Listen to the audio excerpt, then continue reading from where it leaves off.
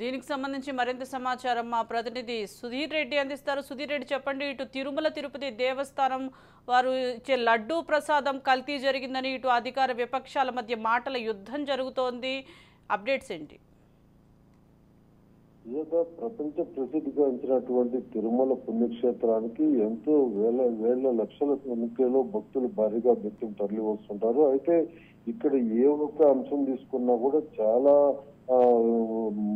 Sensitive అని కూడా చెప్పుకోవచ్చు. అలాంటిది స్వామివారికి ప్రతిరూపమైనటువంటి ఈ యొక్క లడ్డు తింటే స్వామివారిని దర్శించుకున్నటువంటి మహాభాగ్యం అని భక్తులు భావిస్తుంటారు. వివిధ ప్రాంతాలకు ఇక్కడ నుంచి తీసుకొస్తారు. అయితే ఇలాంటి లడ్డు పైన ఈ రోజు వివాదమైనటువంటి చర్చలు జరగడము, ఆరోపణలు జరగడం ఇవన్నీ కూడా చేస్తుంది. అయితే 2014 నుంచి 2019 నుంచి 24 వరకు ఉన్నటువంటి గత ప్రభుత్వంలో ఈ యొక్క లడ్డు తయారీకి సంబంధించి ఉపయోగిస్తున్నటువంటి నెయ్యి కొన్ని జంతువులకు సంబంధించిన అవయవాలకు సంబంధించినటువంటి ఫ్యాట్ మిక్స్ చేశారనేటువంటి వివాదాలు వచ్చినప్పటికీ దీనిపైన ఒక నివేదిక కూడా ప్రభుత్వం వేసింది. దానిపైన ఒక క్లారిటీ కూడా ఇచ్చారని కూడా ఇటీవల ముఖ్యమంత్రి చంద్రబాబు నాయుడు చెప్పారు. అలాగే ఇంకా తిరుపతి జిల్లా పర్యటన ఉన్నటువంటి నారా లోకేష్ కూడా నిన్న మాట్లాడడం జరిగింది. అయితే గత ప్రభుత్వము టీటీడీ రూల్స్ ను పక్కన పెట్టి ట్రేడర్స్ ను తీసుకొచ్చి ఢిల్లీ నుంచి ఆల్ఫా అనే సంస్థకు ఈ యొక్క లడ్డు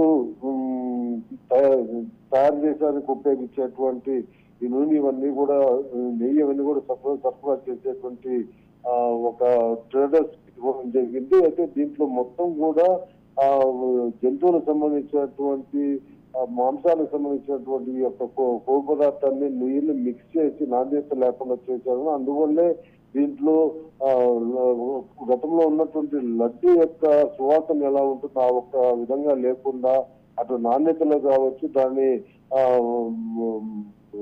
క్వాలిటీ కావచ్చు, మొత్తం కూడా ఇవన్నీ ఈ రోజు లేకుండా ఉన్నటువంటి పరిస్థితి ఉంది. దీనికి పూర్తి బాధితులు గతంలో ఉన్నటువంటి ఈవో ధర్మారెడ్డి పైన చర్యలు తీసుకోవాలని ధర్మారెడ్డి ఉన్నటువంటి సమయంలో ఈ ఒక్క ట్రేడర్స్ తో ఒప్పందం కుదుర్చుకుని లడ్డు విక్రయించి తయారు చేసే దిశగా ఇటువంటి ఘాతుకాలకు పాల్పడ్డారని దీని మీద వెంటనే తగు శిక్షలు దీని మీద చర్యలు తీసుకుంటామని కూడా ప్రభుత్వం చెప్పడం జరిగింది. ఒక పక్క తీసుకున్నట్లయితే కూడా స్వామివారిని దర్శించుకుంటూ తీసుకెళ్ళుకున్నటువంటి భక్తుల మనోభావాల దెబ్బతినే విధంగా ఉంది. ఎందుకంటే ఇప్పటి వరకు ఇటువంటి లడ్డు ప్రసాదం తిన్నామని చాలా వరకు లోపల బాధపడుతున్నటువంటి పరిస్థితి ఉన్నప్పటికీ టీటీడీ ఉద్యోగ సంఘాల వారు కూడా ఇప్పుడు ప్రస్తుతము దీని మీద గతంలో స్పష్టత ఇచ్చేప్పటికీ ఈ రోజు ఎవరైతే ఈవోగా ప్రస్తుత ఈవో శ్యామలరావు ఉన్నారో ఈయన నివేదిక ప్రకారం చూసుకున్నట్టయితే ఒక కమిటీ వేసి కమిటీ ద్వారా వచ్చినటువంటి నివేదిక దీంట్లో ఖచ్చితంగా జంతువులకు సంబంధించినటువంటివి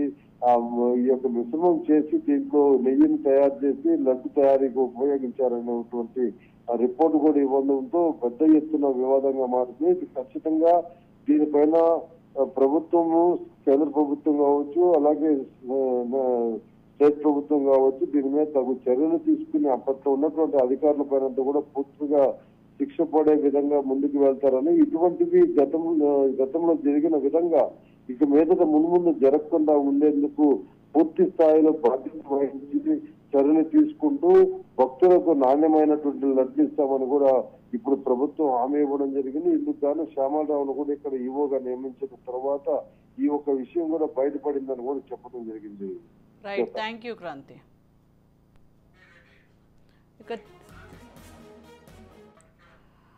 ఇక దీనికి సంబంధించి మరింత సమాచారం మా ప్రతినిధి క్రాంతి అందిస్తారు. క్రాంతి చెప్పండి, తిరుమల తిరుపతి ప్రసాదం లడ్డూలో కల్తీ జరిగిందని, అదేవిధంగా ఆ నెయ్యిలో యానిమల్ కొవ్వుతో తయారు చేసినటువంటి నెయ్యి వాడుతున్నారని చెప్పి గత వైసీపీ ప్రభుత్వంలో ఇలా జరిగిందని చెప్పి ఇటు కూటమి ప్రభుత్వం ఆరోపిస్తుంది. అసలు ఏమంటారు దీనికి సంబంధించి? తిరుపతి లడ్డు విషయంలో సీఎం చంద్రబాబు చేసిన వ్యాఖ్యలు ప్రస్తుతము దుమారం రేపాయని చెప్పుకోవచ్చు. తిరుపతి లడ్డు అనేది అది హిందువులందరూ ప్రపంచవ్యాప్తంగా కూడా ఎంతో పవిత్రంగా భావిస్తారు.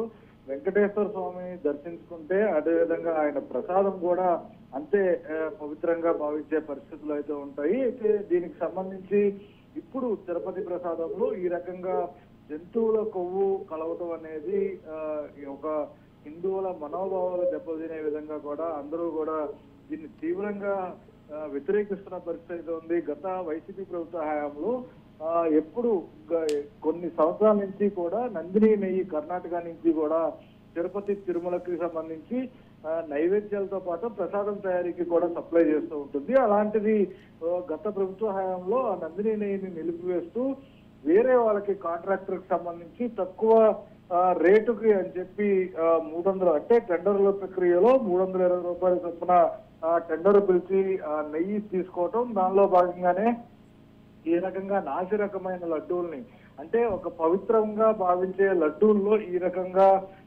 ఈ లడ్డూ కోసం గతంలో ఏదైతే నెయ్యి తీసుకున్నారో ఆ లడ్డూలో జంతు కొవ్వు వినియోగించారనేది కూడా ప్రస్తుతము ఆ ల్యాబ్ రిపోర్ట్ లో నిన్న టీడీపీకి సంబంధించిన నేతలు బయటపెడడం జరిగింది. వైసీపీ హయాంలో తిరుపతి లడ్డూ కోసం ఉపయోగించిన నెయ్యిలో జంతువుల కొవ్వు ఉన్నట్టు NDDB CALF ల్యాబ్ కు సంబంధించి నిర్ధారించిన పరిస్థితి ఉంది. జూలై 8, 2024 లడ్డూకి టెస్టింగ్ కోసం ల్యాబ్ పంపించగా NDDB CALF ల్యాబ్ కు సంబంధించి జూలై 17 నివేదిక ఇవ్వడం జరిగింది. అంటే గత వైసీపీ ప్రభుత్వంలో టీటీడీ ఉన్న ధర్మారెడ్డికి తెలియకుండా ఇవేమీ జరగలేదు అనేది మాజీ రమణ దీక్షితులు మాజీ అర్చకులు కూడా స్పష్టంగా చెప్తున్న పరిస్థితి ఉంది. ఈ నేపథ్యంలోనే ప్రస్తుతం దీనికి సంబంధించి పూర్తి స్థాయి విచారణ జరగాలి. ఇలాంటి పవిత్రమైన ఆలయాల్లో ఈ రకంగా జరుగుతుంటే ఘటనలకు సంబంధించి హిందువుల మనోభావాలు అనేది పూర్తి స్థాయిలో దెబ్బతింటుంది. అందులోనూ ప్రపంచవ్యాప్తంగా వెంకటేశ్వర స్వామికి కోట్లాది మంది భక్తులు ఉంటారు. ఆయన దర్శించుకునేందుకు రోజు కూడా లక్షల్లో వస్తూ ఉంటారు భక్తులకు సంబంధించి. అలాంటి వచ్చే భక్తులకి ఎంతో భక్తి శ్రద్ధలతో ప్రసాదం కూడా తీసుకువెళ్తాం పరిస్థితి. అలాంటి ప్రసాదంలో ఈ రోజు ఇలాంటి కల్తీ జరుగుతుంది అనేది ఆ రిపోర్ట్ లో లడ్డూ వినియోగదారులు పదార్థాలను వెల్లడించిన పరిస్థితిలో ల్యాబ్ రిపోర్ట్ ప్రకారం కూడా లడ్డూలో సోయాబీను, పొద్దుతిరుగుడు, ఆలివ్, గోధుమ బీను, మొక్కజొన్న, పత్తి గింజలతో పాటు చేప నూనె, జంతు కొవ్వు, పామ్ ఆయిల్, పంది కొవ్వు కూడా ఇందులో వాడినట్టు ఆ నివేదికలో స్పష్టంగా చెప్తున్న పరిస్థితి ఉంది. అయితే ల్యాబ్ కేంద్ర ప్రభుత్వం గుర్తింపు పొందింది. NDDB CALF కు సంబంధించి గుజరాత్ లో దేశంలోనే అత్యుత్తమ ల్యాబ్ల్లో ఈ ల్యాబ్ కూడా ఒకటి. గుజరాత్ లో ఈ ల్యాబ్ ఉండటం జరిగింది. ఈ మేరకు ల్యాబ్ రిపోర్ట్ ని టీడీపీకి సంబంధించిన నేతలు నిన్న బహిర్గతం చేయడం జరిగింది. అయితే ఇలా కల్తీ నెయ్యి వ్యవహారంలో ఖచ్చితంగా సీరియస్ ఎంక్వైరీ చేయాలంటూ కూడా భక్తులు ప్రభుత్వాన్ని డిమాండ్ చేస్తున్న పరిస్థితి ఉంది. జంతువుల కొవ్వు వినియోగించేలా కుంభకోణానికి పాల్పడిన వారిపైన దీనికి సంబంధించి పూర్తి స్థాయి చర్యలు తీసుకోవాలి. అదేవిధంగా